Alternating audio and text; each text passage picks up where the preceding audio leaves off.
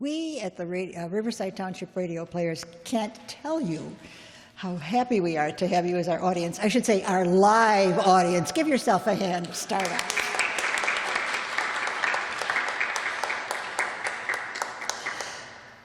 Masks in place, sanitizing, temperatures, safe distancing, it's all here. And I'll bet we'll never forget this year. It is unbelievable. And I've spent a lot of years on this earth. Now that some things are being restored, we're pushing the envelope a bit and hope our old-time radio shows can help us to relive some good memories. Tonight, two very varied shows. One is a mystery that you may not have heard of before. Has anybody ever heard of The Clock or ever listened to The Clock? Me neither. But it ran for 2 years, first out of New York in the 40s, and it was broadcasted from New York originally, but then later they moved it to California and imported some stars more well-known for their talent, Hans Conried and Jeanette Nolan. She was popular on television then later on too. The Clock often held a surprise, endings not unlike the old Hitchcock movies. The drama was originally an American production. 10 years later, a version of it was produced in Australia and sent all over the world, including Africa. The other show tonight? Well, you'll see. Let's begin. Turn on that old Motorola in your living room. Settle back in your comfy, worn-out couch or sofa, whatever you called it. And let's hear tonight's opening, The Clock.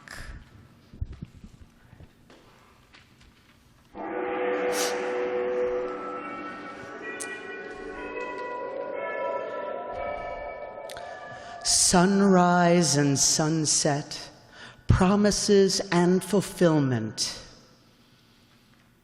birth and death. The whole trauma of life is written in the sands of time.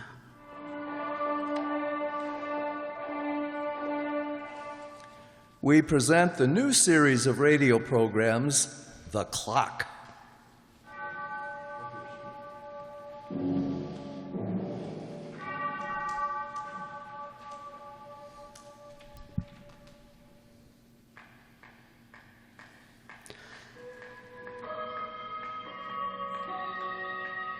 City people are gregarious by nature, and they feel more at home in a crowd.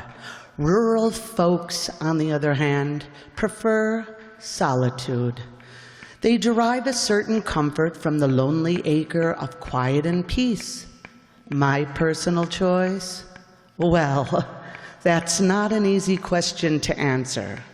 Time moves quickly in the city, and the minutes are filled with a certain hubbub of excitement that throbs and pulses like a living thing. While in the country, time has a more leisurely pace. A man can spend his hours in reflection.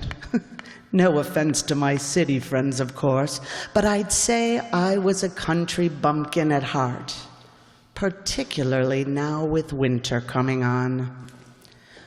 When the snow begins to fall, tinkle a merry tune along the backwood road. The Hobson house is just around the bend, about half a mile up the road. Do you know her, Mr. Kibbe? Miss Hobson? Yeah, reckon I do. We've both been living in these parts for quite a spell. Well, I haven't seen my aunt in over a year. She's my mother's favorite sister. Oh, an awful lot of fun. You going to spend some time here? Well, I've been invited for several weeks. Oh, for the holidays, huh? That's right. Seems to me your aunt ought to be mighty happy to have a cheerful young gal like you around for a while. Gets kind of lonely right way up here in the woods. Well, I suppose it does. And your aunt ain't been coming to town as much as she used to. In fact, I thought her house was closed. Really? Yeah. We ain't seen Miss Hobson in so many months. I figured maybe she'd gone away. And then I heard that she'd gotten sick and went somewhere to a hospital. Oh, no. Well, some of these things happen. Well, I'm sure she must be all right now. Or else she wouldn't have invited me. Oh, do you know what was wrong with her? No, I couldn't say. Miss, but at least she came back. Well, what do you mean, at least she came back? Well, now, I ain't gonna spoil your holiday with country gossip. Oh, if it's anything to do with Aunt Emmy. Oh, no, nothing like that. I was just thinking of someone else who went away, never returned. Disappeared like a puff of smoke. Ain't found hide nor hair of him since. Oh, are you trying to frighten me with a country ghost story, Mr. Kibbe? It's a fact, miss. Fellow named Collins, Albert Collins, came up through these parts one October evening. Yeah, round Halloween. And he ain't been seen since. Well, it would be Halloween. Was he carried away by a witch on a broomstick? You can joke about it, miss, but folks around here believe Collins was murdered. Murdered? Of course, it's just hearsay. But when a man disappears without leaving a trace, a nice fellow, this Collins. He was a necktie salesman. Necktie salesman? Yeah, carried a fancy line. One of the boys at the general store said that he was probably strangled with one of these own ties. Oh, I don't think that's very funny, Mr. Kibbe.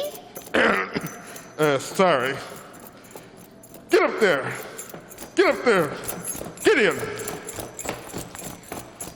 Oh, I was hoping it would snow this way for the holidays. Well, you'd better start hoping it'll stop. Why? There's over 2 foot on the ground already. If it keeps up like this, till morning, Hobson Farm gonna be snowed in. Oh, I won't mind. It'll be fun. Well, what could be more romantic than a snowdrift in front of the door and a roaring fire? Yeah, guess Miss Hobson's put in more supplies? She's been caught in a blizzard before. Whoa there, Gideon. Whoa there.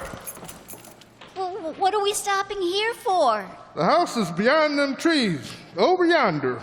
Oh, yes, I see it. Can't go no farther in the snow. Reckon you'll have to walk from here. Well, good thing I brought my galoshes. Oh, this is grand. Oh, what do I owe you?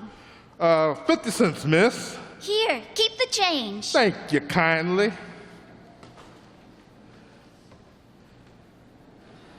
Hello there. Oh, who's that? Don't rightly know. Looking for someone? Yes, I'm going to Miss Hobson's house. I'm Sid, the hired hand. Then give the young lady a lift with them bags. I said I'm Miss Hobson's hired hand, not hers. Oh, well, never mind.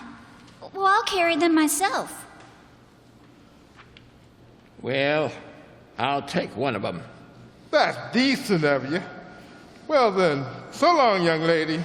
Have a good time for yourself. Thank you. Get up, Gideon. Get! Well, I guess we better go. You sure you got the right place? Of course. Well, Miss Hobson's, I'm Miss Hobson's niece. She invited me. Well, y'all ain't expected. What? I said she don't know you're coming. But she invited me. That's news to me. Well, would you mind picking up that bag and leading the way? Well, suit yourself. All I know is that she don't know you're coming. Yeah, I only hope she don't get mad.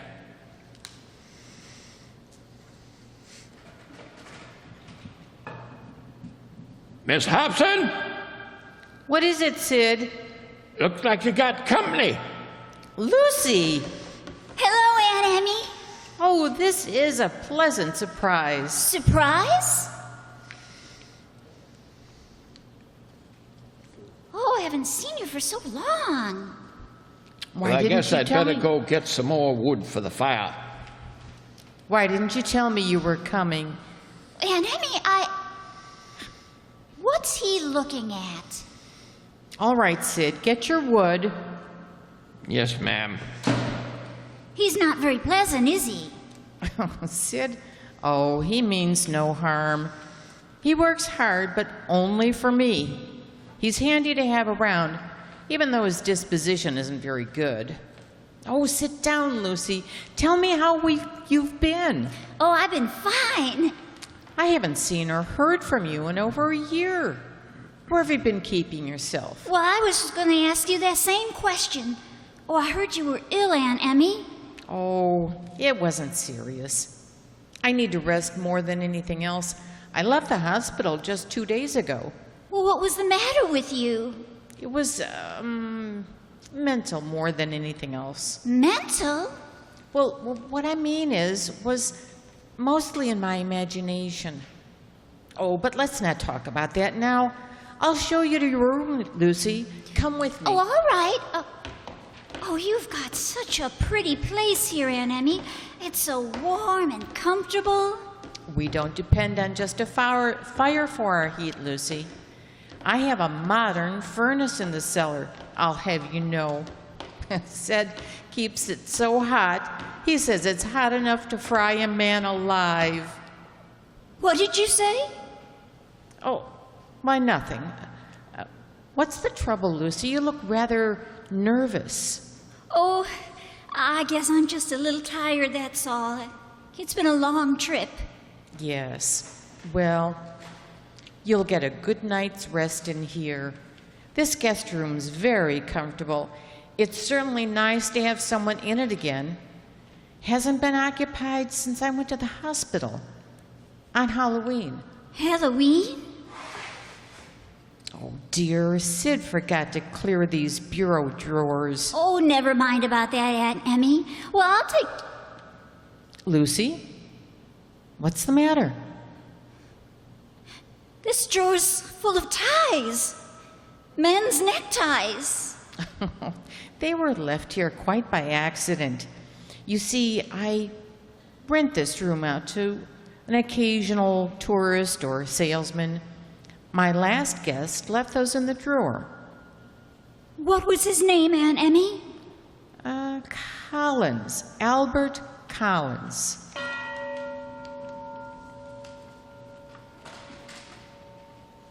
Why, Lucy, I thought you had gone to bed. I couldn't sleep, Aunt Emmy. You're not ill. No, just restless. Well, sit down and keep me company. Aunt Emmy, Yes, dear. why did you have to stay at that hospital as long as you did? Oh, they wanted to look me over and ask a lot of questions. What kind of questions? I can hardly remember. Would you like some hot coffee, Lucy? Oh, no. I just made some. It should be ready by now. Excuse me. Oh, I'll answer it, Aunt Emmy. Hello? State Police calling. State Police? Yes, we've issued a warning to all residents of Carlsville. A woman inmate at the state hospital for the insane has escaped. She's in this vicinity and she may be dangerous, paranoid type. Be sure and tell... Hello? Who was that, Lucy? Aunt Emmy. Who called just now? I'm not sure. Something's happened to the phone. The phone? Let me have it. That's odd. Oh, well, the heavy snowfall must have pulled down the wires again. It's happened before. Well, can we fix it? Not before morning. Are you sure you don't know who was it that called, Lucy?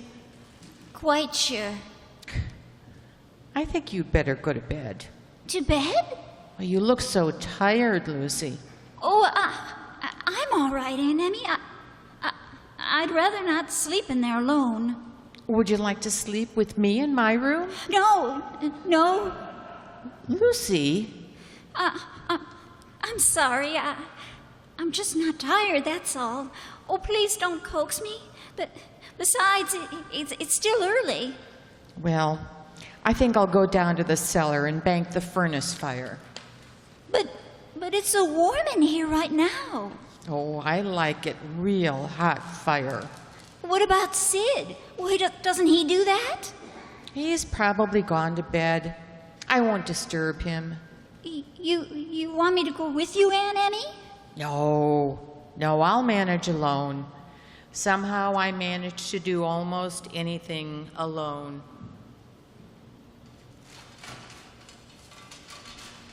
Lucy, I just thought that I'd join you, Aunt Emmy.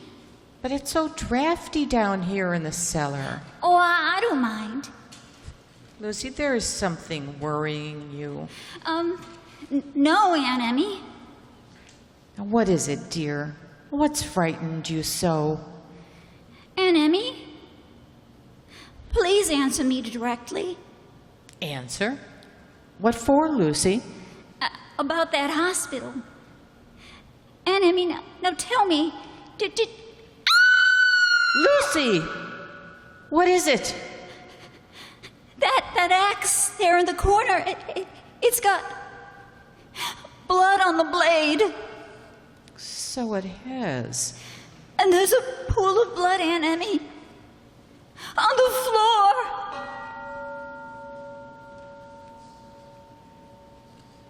Lucy, dear, it's Aunt Emmy. What happened? You fainted, Lucy. I carried you up here. That blood on the cellar floor. It was only chicken blood. Chicken blood? The roast we had for dinner. Sid must have killed it downstairs. Where is he, Aunt Emmy? Sid? Yes, I want to talk to him. What on earth for? Let me go, Aunt Emmy. Sid may be... Where's his room? Over there, across the hall. Sid? Sid? Sid! Doesn't he answer? Sid! Just a minute, Lucy. Why, he's gone. Gone? Well, his bed hasn't been slept in. I can't imagine Well, what he may be in the woodshed. Oh, not in this weather. No, he's gone, and I had such faith in Sid. I didn't think he'd desert me. Could he have walked out through the snow? Maybe it's not so deep. Close that door, Lucy. You'll catch your death of cold. I can't even see the road anymore. You couldn't get through that storm alive in 1,000 years. What's the matter with you, Lucy? Why are you behaving this way? What did you want with Sid? Nothing anymore. We don't need a man around. We're perfectly safe. No one will disturb us here, Lucy. We'll spend the night alone, just the two of us.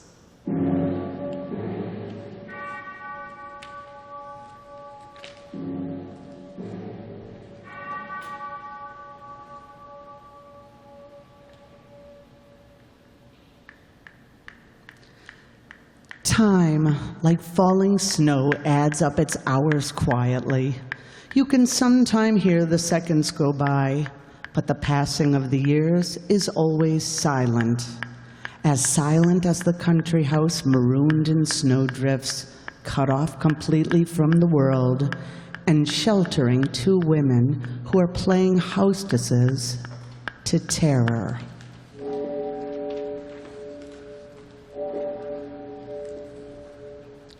Well, it's 2 o'clock in the morning, Lucy.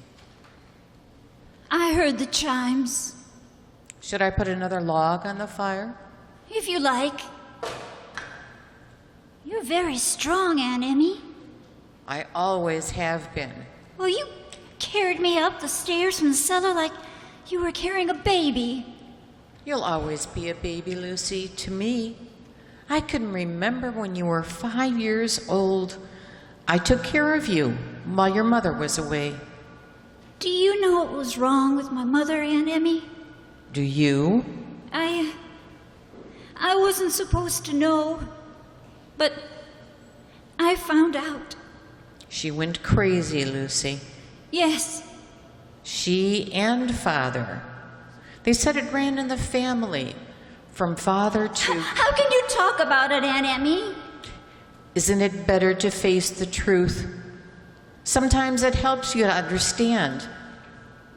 Do you remember your mother very well? Yes, We were twins, Lucy. She and I. and that's why I was always so fond of you. And I of you, Lucy. Oh, I still love you, Aunt Emmy, in spite of it. In spite of what? Let's talk about something else. Come over here and sit with me. No, I'll stay where I am. Lucy, what's wrong? I wish you hadn't spoken about Mother, that's all. She was a wonderful woman. But she was a paranoiac. Is that what they called it? She had a persecution mania. She even... Killed a man? Yes. Poor Florence. And now? And now? Oh, Aunt Emmy! Lucy! Lucy, darling! Don't come near me! Lucy! Why don't you go to bed? Why don't you leave me alone and go to bed? I'm not tired anymore. Oh, Lucy, you worry me. I know you're not yourself. I want to get a doctor for you. Oh, can we get one now? No one can get through these drifts until morning, not until the snowplow clears the way. Oh, and I wanted snow so badly. Lucy, I have something here that could put you to sleep. Some pills. Will you take them? No, never. But they're harmless. I won't eat or drink anything while I'm in this house. Why, Lucy, the way you talk, one would think I was trying to poison you. I don't want anything. Do you hear? Nothing. Just as you say. That coffee you gave me before. Coffee? I drank it all. What was in it, Aunt Emmy? What did you put in it? Nothing, Lucy, nothing at all. How do I know? You know because I'm telling you, and I always tell the truth. Oh, yes. Yes, of course you do. I'm sorry, Aunt Emmy. I apologize. That's quite all right. I apologize for everything I've said tonight. Oh, don't pay any attention to it, please. I have been overworked and nervous, and oh, please forgive me. Of course. I understand, my dear. Aunt Emmy, Yes. why is it so warm in here? I told you before we keep the furnace hot. But it's so warm, it's uncomfortable. It's getting almost hard to breathe. Oh, that's your imagination. Let me go down to the cellar and have a look. Stay where you are, Lucy. Why? Is there something you don't want me to see? Whatever do you mean? I mean, inside that furnace. There's nothing inside there but embers. I don't believe you. Lucy! You're burning something down there. That's why you rake those coals yourself. You're burning something. Lucy! Be quiet! I'm being very silly, aren't I? Very. Oh, you wouldn't hurt me, would you, Aunt Emmy? Oh, never. Aunt Emmy, you always said you loved me. You still do, don't you? More than anything in the world, Lucy. Then let me go. Let me leave here, please. In this storm? I don't care about the storm. I'm getting out. Lucy! Let me go! Let me go! Be quiet! Be quiet, you hear? All right, Aunt Emmy. I'll be quiet. Please let me go. Sit down where you were, Lucy, and relax. All right. You'll get sleepy soon. Then you can go to bed. No! I want to stay up all night. I don't want to sleep, Aunt Emmy. You don't have to, providing you're quiet. That fire seems to be dying out. What are you doing with that fire poker? Tending the fire. Why don't you put it back in the rack? No, I'll keep it here with me. Aunt Emmy, Yes? I've changed my mind. I am beginning to feel very tired. Do you want to go to sleep? Yes. Good. I'll see you to your room. Don't bother. I'll go alone. Oh, nonsense. I'll go with you. And I'll tuck you in. There. You'll be comfortable in here. Oh, it's still so warm. Oh, I'm going to open those shutters. Oh, why don't they open? They're locked from the outside, Lucy, Why? because of the storm. That isn't the reason. If you open those shutters, Lucy, the snow will come in, and I don't want you to catch pneumonia. Aunt Emmy, I demand that you open those shutters. No, Lucy. You'll sleep with them closed tonight. Good night, my dear. Good night. Pleasant dreams. Aunt Emmy! Aunt Emmy! She's locked me in! She's locked me in!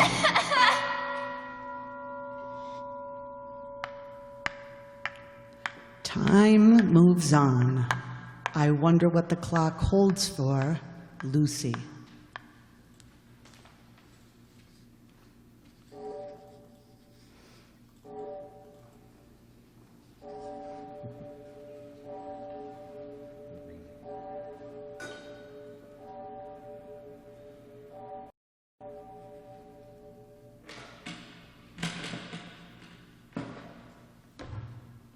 Who's there? Is that you, Lucy? Lucy! Keep away from me! What are you doing with that kitchen knife? You're not going to kill me, do you hear? Kill you? You took the fire poker when you went to bed, and you locked me in. Oh, did I?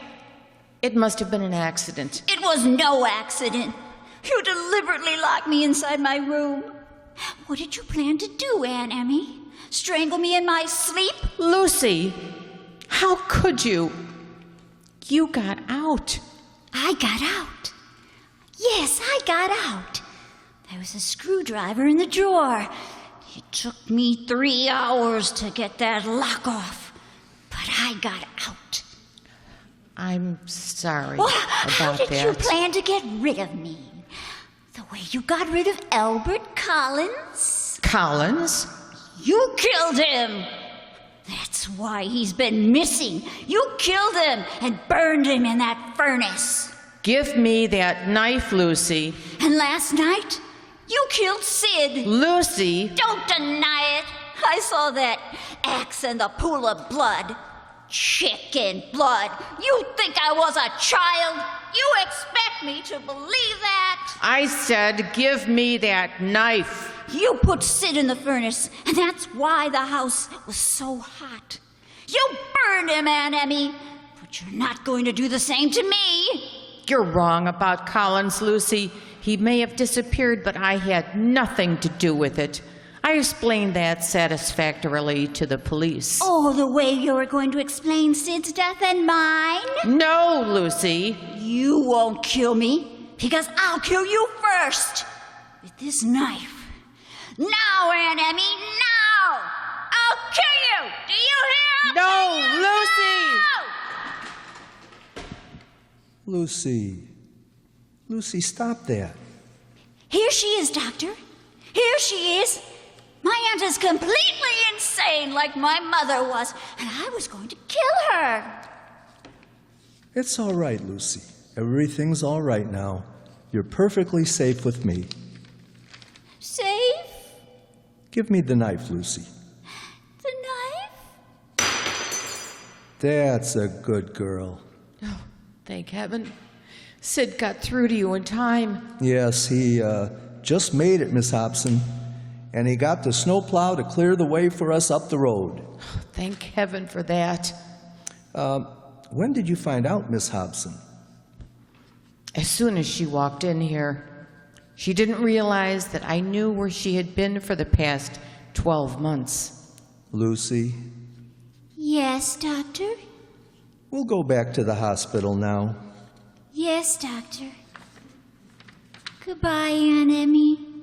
Goodbye, Lucy, darling. It's been a pleasant holiday. A very pleasant holiday. I've had the most enjoyable time. And I'll remember you. To Mother.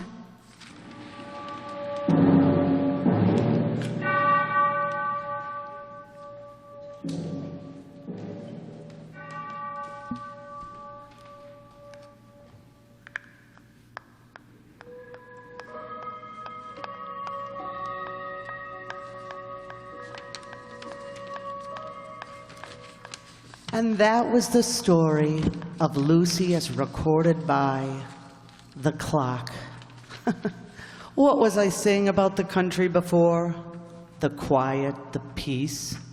Apparently the city is much less wearing on the nerves. But be that as it may, I'm still a rural booster deep inside. I love the rolling hills, the valleys, but most of all, I like the people. They treat me well.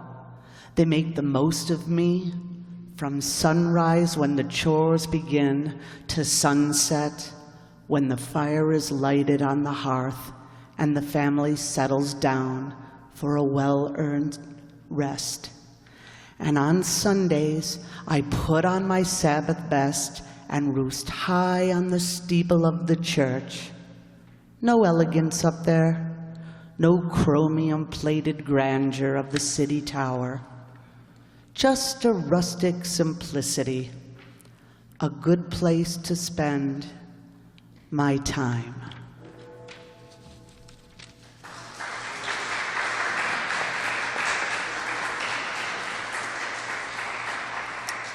The Clock will be heard again next week. Same time, same station. It was written by Lawrence Clay and starred a New York cast. But wait, tonight, just a short 74 years later, right here in downtown Riverside, Illinois, our cast is a little different.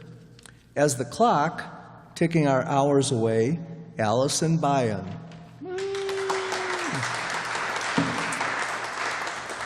Mr. Kibbe, the old farmer, driving to the Hobson house with Gideon pulling the sleigh, Andre Dixon.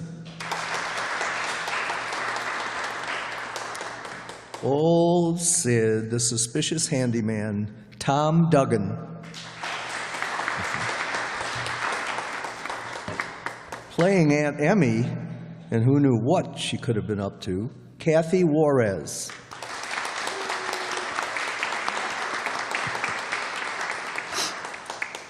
As dear, sweet Lucy, albeit a little confused, our own sweet, confused Donna Amesmeyer.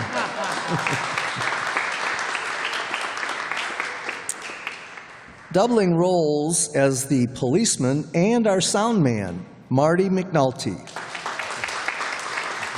And along with Marty tonight, John Bayan helping out.